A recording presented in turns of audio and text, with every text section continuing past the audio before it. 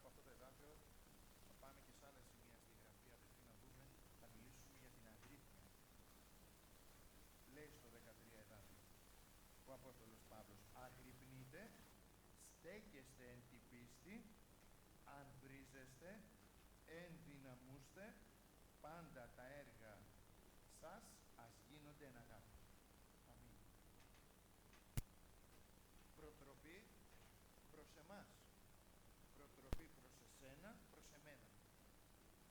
Αγρυπνείτε, αγρυπνείτε, αγρυπνείτε. Στέκεστε στην πίστη, αν βρίζεστε και ενδυναμούστε. Με την αγρύπνια θα μπορέσεις να σταθείς στην πίστη. Να μην χάσεις την πίστη σου, όπως ο υπηρέτης έχασε την πίστη του και έβλεπε το φαινόμενο, αλλά όχι αυτό που ο Θεός ήθελε να βλέπει, γιατί περπατάμε δια της πίστεως και ουχή δια της όψεως. Αμήν, αδελφοί, δια της πίστεως. Πιστεύω σε αυτά που μου έχει πει ο Θεός, τα έχω εγκολποθεί, ζητάω από τον Κύριο να με αυξήσει στην πίστη, πληρούμενος Πνεύματος Αγίου και δοξάζοντας το Θεό, γιατί αυξάνεται η πίστη μου, άρα μένω άγρυπνος. Αν βρίζεστε, αν βρίζεστε, θα γίνεστε δηλαδή πολεμιστές, άνδρες, αγωνιστές, να πάρετε δύναμη εκεί που έχει ατονίσει η καρδιά, εκεί που λες δεν μπορώ να δώσω άλλη μάχη, δεν μπορώ, απέκανα. Θα έρθει ο Θεός, αν εσύ πάρεις απόφαση να αγρυπνήσεις, να σε βοηθήσει να πάρεις δύναμη. Ενδυναμούστε λοιπόν, να πάρεις δύναμη, να πάρεις τροφή, να πιείς νερό, ώστε να μπορέσεις να συνεχίσεις τον αγώνα.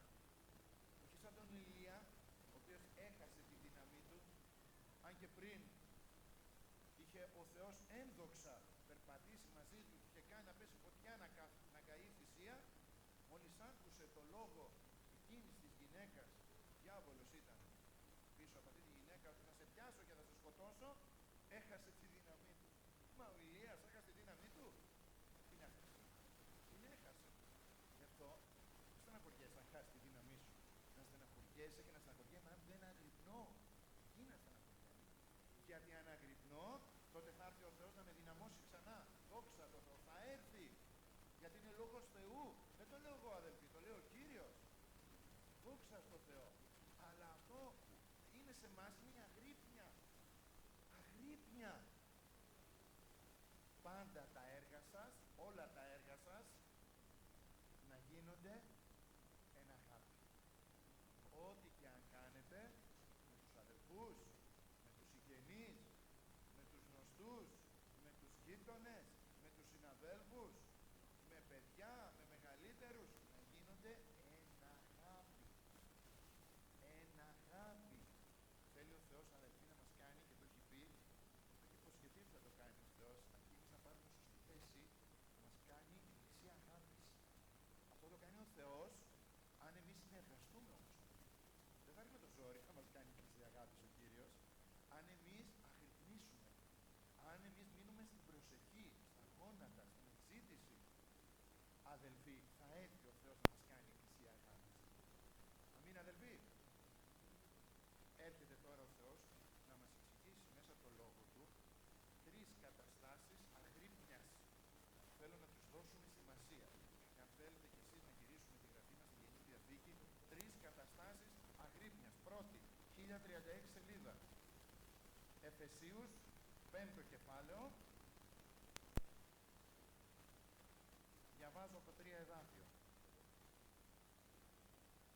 1036. Πορνεία δε και ακαθαρσία, πλεονεξία, μηδέας ονομάζεται μεταξύ σας, καθώς πρέπει εις Αγίους. Μηδέας χρώτης, μορολογία, βομολογία, τα οποία είναι απρεπή, αλλά μάλλον ευχαριστία. Διότι τούτο εξέβρεται ότι πας πόρνος ή ακάθαρτος ή πλεονέκτης ως της είναι ειδωλολάτρης, δεν έχει κληρονομία εν τη βασιλεία του Χριστού και Θεού. Μη σας απατά με ματαίους λόγους, επειδή δια ταύτα έρχεται η οργή του Θεού επί τους ιούς της απειθίας. Η προτροπή τώρα. Μη γίνεστε λοιπόν συμμέτοχοι αυτών, διότι ήσασταν ποτέ σκότος, τώρα όμως φως εν Κυρίω. περιπατείτε ως τέκνα φωτός, διότι ο καρπός του πνεύματος είναι εν πάση αγαθοσύνη και δικαιοσύνη και αλήθεια, εξετάζοντες τι είναι βάρεστο εις τον Κύριο, και μη συγκοινωνείτε εις τα έργα τάκαρπα του σκότους, μάλλον δε και ελέγχετε, διότι τα κρυφίως γινόμενα υπ' αυτόν εσχρόνεστη και λέγειν, τα δε πάντα ελεγχόμενα υπό του φωτός γίνονται φανερά, επειδή πάντο φανερούμενο φως είναι. Δια τούτο λέγει, προσέξτε, σηκώθητη ο κοιμόμενος και ανάστητη εκ των νεκρών και θέλει σε φωτίσει ο Χριστός. Προσέχετε λοιπόν πως να περιπατείτε ακριβώς, μη ως άσοφοι αλλά ως σοφοί, εξαγοραζόμενοι τον καιρό, διότι η μέρα είναι πονηρέα. Σηκώθητε ο κοιμόμενος. Πότε είμαι κοιμόμενος? Όταν αυτά που κάνει ο κόσμος, κάνω και εγώ.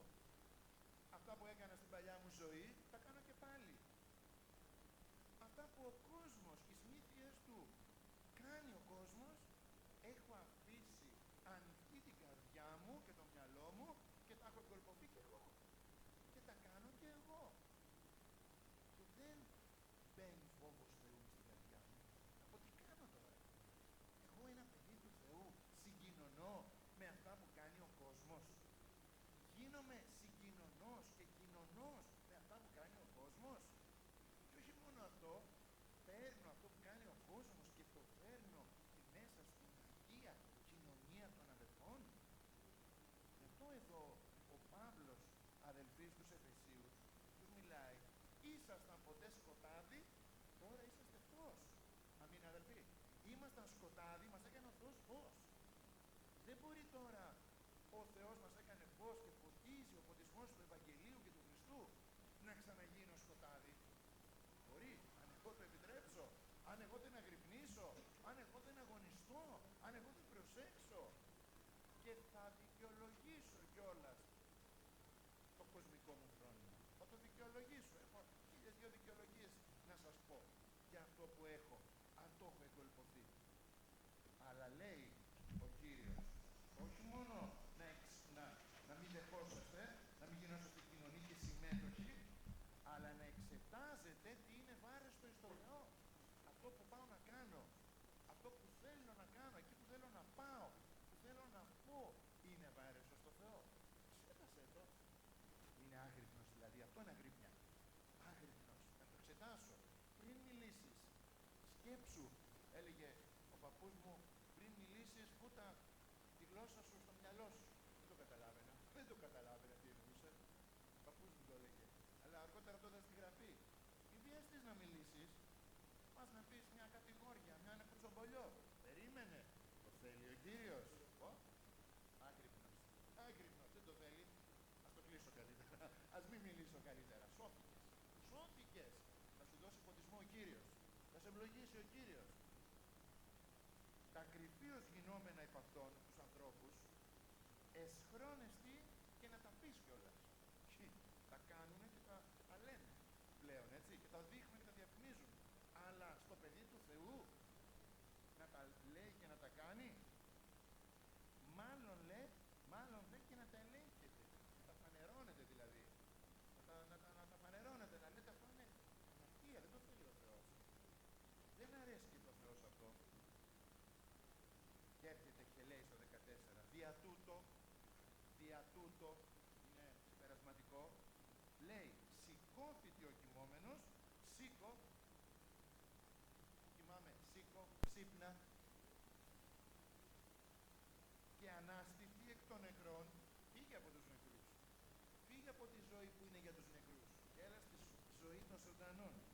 Και θα σε φωτίσει ο Χριστός. Όταν εγώ σηκωθώ από τον ύπνο και αρχίσω να αγρυπνώ, θα με φωτίσει ο Κύριος. Αμήν αδελφοί. Απλό είναι το Ευαγγέλιο.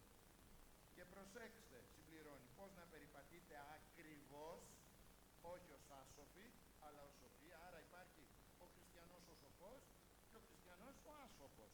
Μας λέει εδώ ο Λόγος του Θεού. Πού είναι η διαφορά?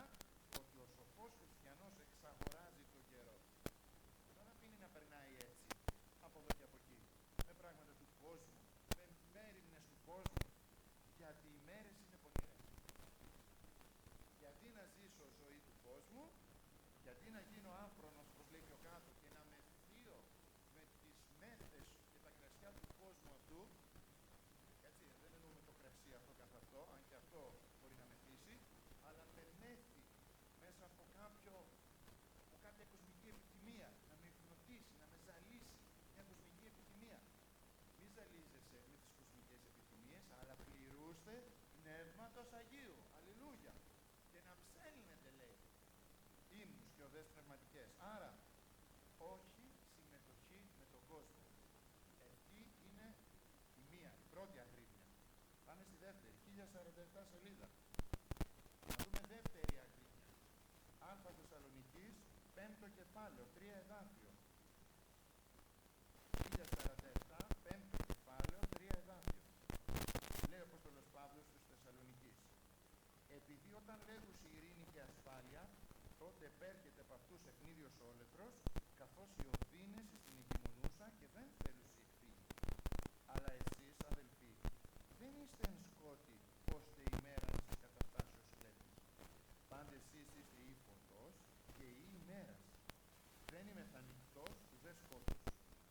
Άρα λοιπόν ας μη κοιμόμεθα ως κυλιποί, αλλά ας αγρυπνώμε και ας εγκρατευόμεν. Διότι οι κοιμόμενοι τη νύχτα κοιμούνται, οι μεθύοντες τη νύχτα μεθύουσι, αλλά εμείς, όντες της ημέρας, ας εγκρατευόμεθα, εντιθέντες στο θώρακα της πίστεως και αγάπης και περικεφαλαία την ελπίδα της σωτηρίας. Διότι ο Θεός δεν προσδιορίσε ημάς εις οργή, αλλά εις απόλαυση της σωτηρίας δια του Κυρίου ημών Ιησού Χριστού. Δεύτερη κατάσταση αγρύπνιας. Οι δύσκολες καταστάσεις της ζωής, οι οποίες μπορεί να έχουν ξαφνικά μέσα στη ζωή μου, με την οικογένειά μου, μέσα στην εκκλησία μας, μέσα στον κόσμο και έξαφνα, ξαφνικά, να έρθει μια δύσκολη κατάσταση. Να έρθει μια αρρώστια, μια ασθένεια, να χάσω τη δουλειά μου, ένα πρόβλημα με το παιδί μου, ένα πρόβλημα με τους γονείς μου, ένα πρόβλημα με τους αδελφούς μου. Αλλά και ακόμα ο κόσμος, όταν λέει βλέπει ο κόσμος ειρήνη και ασφάλεια έχουμε, λέει έξω. Και ξαφνικά εκεί που λένε ειρήνη και ασφάλεια έρχεται ευνίδιος όλεθρος. Και θα έρθει, λέει, ξαφνικά και δεν το περιμένουνε. Και όσο λένε τώρα έχουμε ειρήνη και ασφάλεια, τόσο ειρήνη και ασφάλεια δεν έρχεται. Γιατί η ειρήνη και ασφάλεια, αδελφοί, είναι εδώ, στην καρδιά και μας την έχει χαρίσει ο Χριστός. Δόξα στον Κύριο. Ο κόσμος δεν γνωρίζει. Εσύ και εγώ που είμαστε παιδιά του Θεού, δεν πρέπει να έχουμε φωτισμό για τις δύσκολες στιγμές. Πρέπει να έχουμε φωτισμό. Πρέπει να έχουμε φανέρωση. Και αυτή η φανέρωση και ο φωτισμός θα έρθει για το τι πρέπει να κάνουμε και το πώς πρέπει να ανταπεξέλθουμε μόνο όταν εμείς μείνουμε άγρυπνοι. Και λέει ο Λόγος του Θεού, δεν είσαστε στο σκοτάδι, ώστε να σας φτάνει το σκοτάδι, είσαστε ή φωτός και ή ημέρας. Γιατί προσεύχεστε, γιατί αγωνιζόσαστε, γιατί ερχόσαστε στην Εκκλησία, ακούτε το Λόγο του Θεού. Δεν θέλω να γίνω ένας χριστιανός που έρχομαι στην Εκκλησία μια φορά το μήνα. Δεν θέλω να γίνω ένας χριστιανός όπως ήμουνα κάποτε, αδελφοί, στις θρησκείες. Μια φορά στα τόσο να πάω και στην Εκκλησία. Ξέρετε κάτι, αν δεν μείνω άγρυπνος, αυτό το πνεύμα θα μπει μέσα στην καρδιά μου και θα αραιώνω. Και θα φτάσω να γίνω χριστιανός του Πάσχα και των Χριστουγέννων. Ξέρετε, μπορεί να υπάρχει και ο χριστιανός, ο αληθινός αυτός, να γίνει χριστιανός του Πάσχα και των Χριστουγέννων. Ο χριστιανός της Κυριακής. Δεν θέλω να γίνω χριστιανός της Κυριακής. Θέλω να είναι κάθε μέρα με τον δυνατόν. Ο Θεός να μας βοηθήσει. Κάθε μέρα στον οίκο του Κυρίου. Για να μένω άγρυπνος. Όχι γιατί είναι ικανός. Και όχι γιατί μας ικανεί. Για να παίρνουμε δύναμη από τον Κύριο, αδελφοί. Γιατί θα μας καταστάσει το σκότος και δεν θα μπορούμε. Θα έρθουν οι μέρες που δεν θα μπορούμε. Και χρειάζεται, αδελφοί, να αγρυπνήσουμε, να αγωνιστούμε, να πολεμήσουμε. Αλλά εμείς όντες της ημέρας ας εγκρατευόμεθα πειθαρχία. Εδώ η εγκράτεια έχει την έννοια της πειθαρχίας. Πού πειθαρχία? Στους ανθρώπους? Γέννητο. Το Λόγο του Θεού. λέει ο Λόγος του Θεού για μένα? Αυτό. Αυτό να κάνω. Να πειθαρχήσω. Τι λέει ο Λόγος του Θεού για τη γυναίκα μου? Αυτό να κάνει. Να πειθαρχήσω, να εγκρατευτώ, να ενδυθώ. Τα είπαμε την περασμένη εβδομάδα, το θώρακα της πίστεως και αγάπης, περικεφαλαία της ελπίδας. Γιατί έρχεται πάλι ο Θεός να πει ότι όταν όλα αυτά τα κάνω, αγρυπνήσω δηλαδή, στη δύσκολη κατάσταση που θα έρθει, ο Θεός δεν θα σε αφήσει, δεν θα σε καταλήψει, θα σου δώσει φανέρωση, οδηγία του τι πρέπει να κάνεις, και να σου πω και κάτι, ακόμα καλύτερο, θα μας χαρίσει αυτό που λέει στο 9 εδάφιο, απόλαυση σωτηρίας.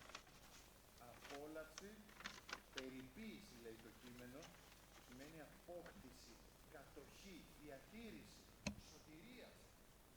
Θα γεμίζεις με τη χαρά της σωτηρίας. Δεν θα έχεις το άγχος. Τώρα τι θα κάνω? Τώρα θα με πάρει ο Κύριος. Θα σου απολαμβάνεις τη σωτηρία σου. Γιατί θα είσαι άγρυπνος. Θα φοράς την περικεφαλαία της σωτηρίας που λέγαμε. Και θα έχεις τη χαρά της σωτηρίας. Δόξα στον Θεό, αδελφοί. Δόξα στον Κύριο. Τρίτη περίπτωση αγρύπνης, 1056 σελίδα.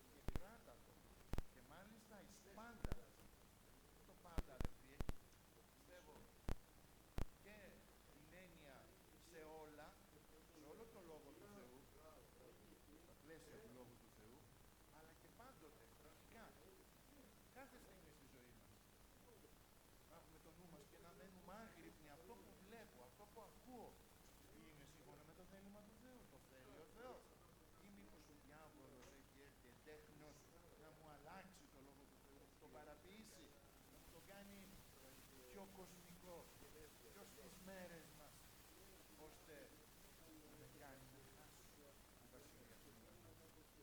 Εσύ δε αγρύπνες πάντα κακοπάθησον, αγρύπνες πάντα κακοπάθησον. Τι είναι το κακοπάθησον? Το έργο. Είναι αφήνεις το έργο που σου δώσει ο Κύριος. Αυτό το έργο που σου έχει δώσει ο Θεός, μην το εγκαταλείπεις.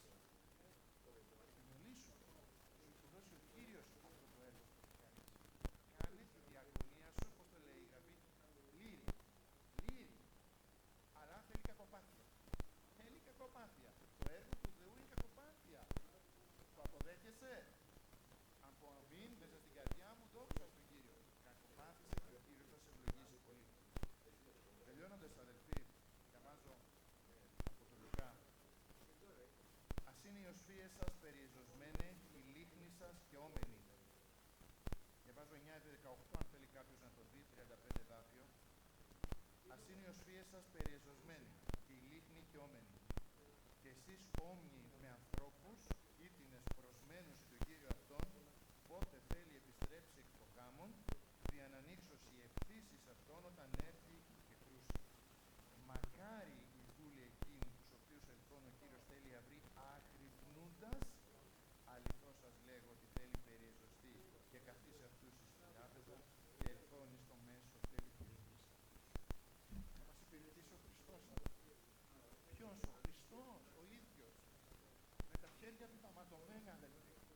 Θα μας βάλει σε μια τράπεζα να καθίσουμε και με τα ματωμένα χέρια του, εμάς θα είναι καθαρά τα χέρια μας, θα φοράμε λευκό ημάτιο.